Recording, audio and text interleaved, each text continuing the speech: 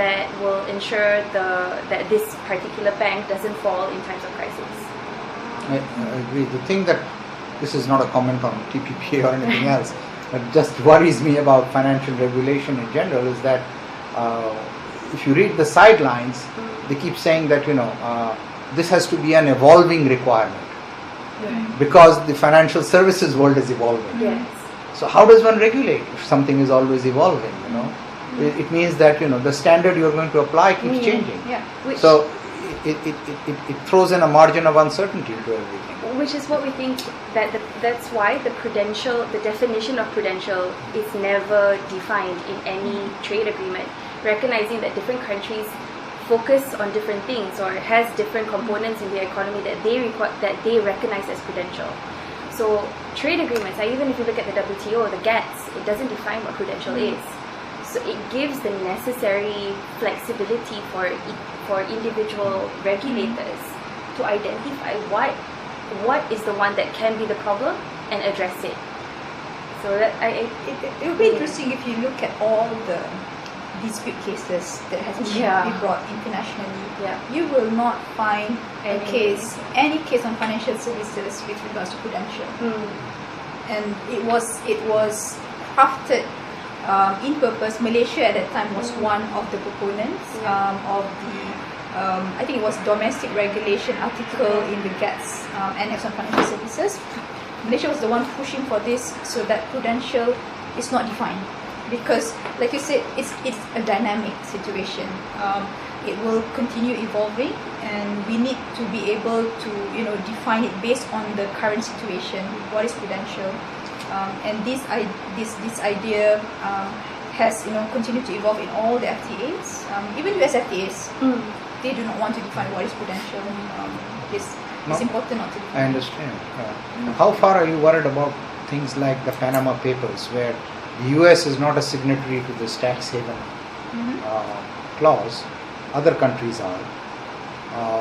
Can this be a potential problem for countries in the TPPA if people decide to use the US as a tax haven?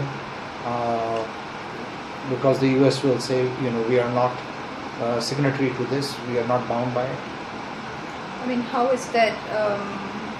I don't understand your. Well, if people try and hide their taxable income or taxable assets by engaging in something like Mossack Fonseca in Panama, I don't know how long this will last, but if they do, since the US is not a signatory to the tax haven declaration, does this at all contradict any part of TPPA? We do have a chapter under TPPA. Do we have a transparency? Transparency. I don't have it here. I have the exceptions chapter that talks about taxes. That's taxes. Yeah, we have an exceptions chapter that talks about taxes. I don't see how that relates to the financial services chapter per se, in the sense that financial services chapter talks about ensuring that foreign financial institutions will be treated fairly when they operate in your country. So when you talk about tax haven, it's something out of the idea of a financial services chapter in a tax agreement. TPP is slightly different in the sense that it has it has several new elements that goes beyond trade. One of the I think in the financial, including in the financial services chapter, one of the innovations that we have included in TPP compared to other FTAs is there is an obligation. Was it in Annex where we are able to talk about? I don't know whether you're familiar with FATCA. Yes. Here. In the TPP, there is an obligation that says your domestic regulation, although you have, nobody can actually touch your ability to regulate your own sector, but your domestic regulation that have spillover implications on other economies, TPP allows a platform to talk about it. Because things like FATCA is something that I think all TPP members have somehow experienced because of how. As a US citizen, I'm very aware of it. Believe me. Yeah. So in TPP, there's a platform to talk about it because we are saying that look, US, you are a big economy. Although that your domestic regulation confined to what you want to do, including tax, but it has implications to other economies, small economies like us, and we do want to talk about it. It doesn't mean that we're going to tell you what to do, but we want to be able to have a voice to tell you this is what it's going to do to Malaysia. So do consider this before you actually impose this measure. This is one of the innovations that we have under the TPP. I'm not sure whether I could respond to you directly on that final paper, but let me try and make it more explicit instead of a vague question, and then I might email you on that. Money transferred out of the country, it still has to follow our Yeah. regulation. Okay. Could I just ask a more general question Sure. on this? Of course, every country wants to retain the authority to have prudential regulations and involving even capital controls if need be for currency crises. Two questions that have come up, one of which was not addressed simply because it does not seem to be a way to address it, is currency manipulation. How real was that? And my follow-on question from there is that since most domestic countries retain the authority to engage in prudential regulation, there is actually, the TPP is really a statement of a feeling of goodwill rather than anything else, because a country can always come back and say, this is prudential for us, and therefore, or we have the authority to examine all your products, and therefore you can delay people, you can ask for small changes, and so on and so forth. So if they want to enter in 2016, you can delay to 2018, by which time they will say, it's not worth it. So all this is entirely legal, it seems to me, within this delaying. It's the equivalent of a non-tariff measure. This is entirely permissible within TPPA. So one thrust of the whole TPPA is these countries are agreeing to act in a different spirit with each other, a more cooperative spirit with regard to all the cross-border financial services. Would that be one way to characterize the spirit of TPPA? I think we wouldn't characterize the exceptions article, the prudential exceptions as a way out for country to actually do whatever that we want to do to get away from the obligations that we have made, because there is of course the prudential exceptions is a huge provisions given, huge flexibility given to a country, and this is self-judging. It doesn't mean that it cannot be questioned.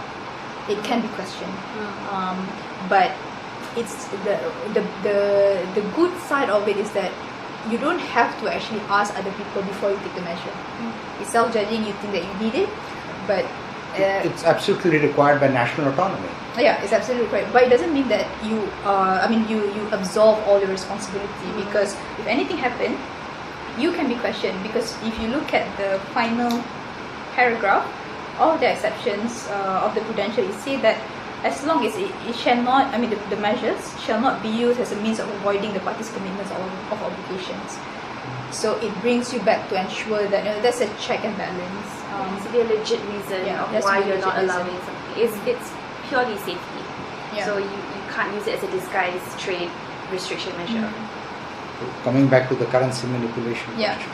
Currency manipulation, it's it's interesting because this is one of the discussions that took place at the very end because of the pressure that there was there in the Congress, that the Congress wanted very strong obligation on currency manipulation. But what's interesting is that how do we define currency manipulation? For Malaysia currently, one of the, if I'm not mistaken, one of the proposal by the automotive industry in the US, they have several criteria. I think about 3 criteria. If a country fulfill all these criteria, they are a currency manipulator. And one of it is that if you build up your reserves, and then sustain reserves for 3 months. Sustain reserves for 3 months, and then what's interesting is that in the case of Malaysia, currently, what we're doing, well, not currently, but last year especially, what we've been doing a lot is defending our currency because it's been falling like a business. Is that deemed as currency manipulator? We're not doing it to actually to take advantage so that our products is actually cheaper when you go abroad. We're trying to bring it up. So there's a lot of discussion when it comes to currency manipulation. It's not an easy discussion actually, and that's why if you look at the side agreement, it's not even an agreement, it's called a joint declaration.